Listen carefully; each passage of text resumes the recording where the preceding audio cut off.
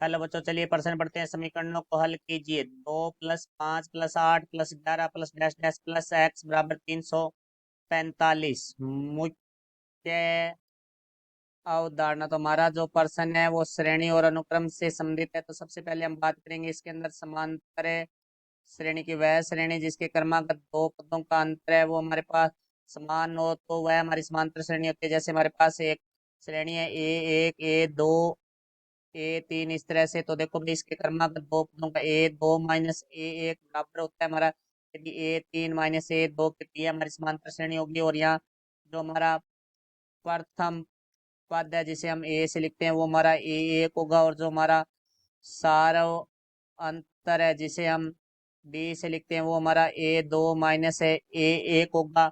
और हमारा जो एन पदों का योगफल है SN बराबर हमारा होगा N/2 A plus A N, जो कि हमारा A n अंतिम पद है और A प्रथम पद है, N पदों की संख्या है।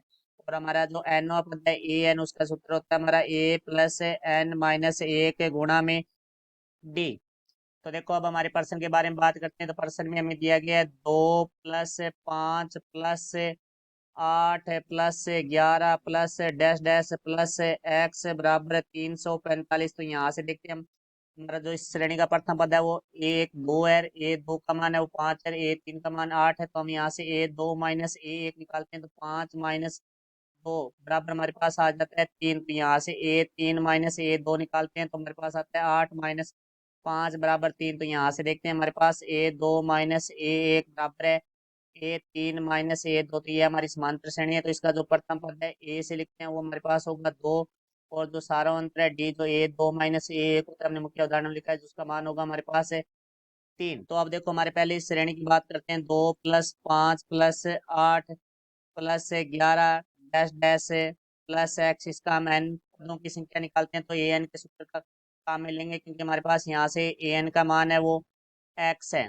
तो यहाँ से देखो भाई, हमारे पास ए एन बराबर हमारा सूत्र होता है A+N-1 गुणा में D। तो ए एन का मान है वो अंतिम पद होता है x है, बराबर ए का मान है 2+N-1 गुणा में D का मान है वो हमारे पास है 3। तो यहाँ से देखो x बराबर है 2+3 का अंतर गुणा करेंगे तो 3n-3। तो यहाँ से आ गया x बराबर 3n प्लस का 2 और माइनस का 3। तो माइनस का 1 हो जाएगा, माइनस का 1 बराबर से दूसरी तरफ आके प्लस का हो जाएगा। तो 3n बराबर हमारे पास आ जाएगा x+1। तो यहाँ से n का मान आ जाएगा x+1/3।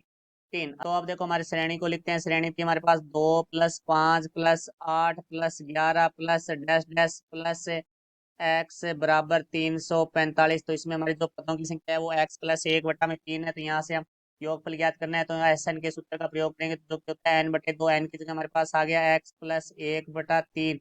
पूरे के बट्टा में हमारा आ जाएगा 2 गुणा में A+AN होता है। तो A का मान हमारे पास 2 है, प्लस AN का मान हमारे पास x है, बराबर हमारे पास आ गया 345। तो यहाँ से देखो, ये 2 हमारा 3 से गुणा हो जाएगा तो यहाँ से आ जाएगा x+1/6 गुणा में 2+x बराबर 345। तो ये 6 भाग में बराबर से दूसरी तरफ के गुणा में हो जाएगा। तो यहाँ से हमारे पास आ जाएगा x+1 गुणा में 2+x बराबर 345 गुणा में 6। तो यहाँ से इनको आपस में गुणा करेंगे तो 2 को x से करेंगे तो हमारे पास आ जाएगा 2x, प्लस x को x से करेंगे तो x की घात 2, प्लस 1 को 2 से करेंगे तो 2, प्लस 1 को x से करेंगे तो x बराबर 345 को 6 से गुणा करेंगे तो हमारे पास आएगा 2070। तो यहाँ से देखो, हमारे पास आएगा x की घात 2 प्लस 2x, और x हमारा 3x हो जाएगा, प्लस 2 बराबर में 2017 बराबर से दूसरी तरफ आके ये माइनस का 2017 हो जाएगा, बराबर हमारे पास आ जाएगा 0। तो यहाँ से देखो, हमारे पास आएगा x की घात 2 प्लस 3x माइनस के 2017 प्लस के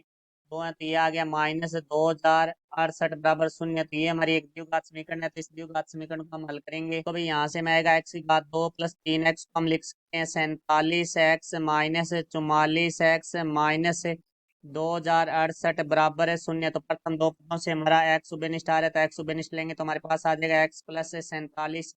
अब अंतिम दो पदों से हमारा -44 उभयनिष्ठ आ रहा है तो -44 उभयनिष्ठ लेंगे तो हमारे पास आ जाएगा x+47 बराबर 0। अब दोनों पदों में से हमारा x+47 उभयनिष्ठ आ रहा है तो हमारे पास आ जाएगा x-44 बराबर 0। तो यहाँ से देखो भाई, x+47 बराबर 0 या x-44 बराबर 0। तो प्लस का 47 है बराबर से दूसरी तरफ आके माइनस का हो जाएगा, तो एक्स बराबर आ जाएगा -47, या एक्स -44 है, माइनस का 44 बराबर से दूसरी तरफ जाके प्लस का हो जाएगा, तो यहाँ से एक्स बराबर आ जाएगा हमारे पास 44। तो देखो एक्स का मान है वो, क्योंकि यहाँ हमारा जो अंतर है वो धनात्मक है, तो ये कदम मान है वो बढ़ रहे हैं, तो ये असंभव हो जाएगा हमारा मान।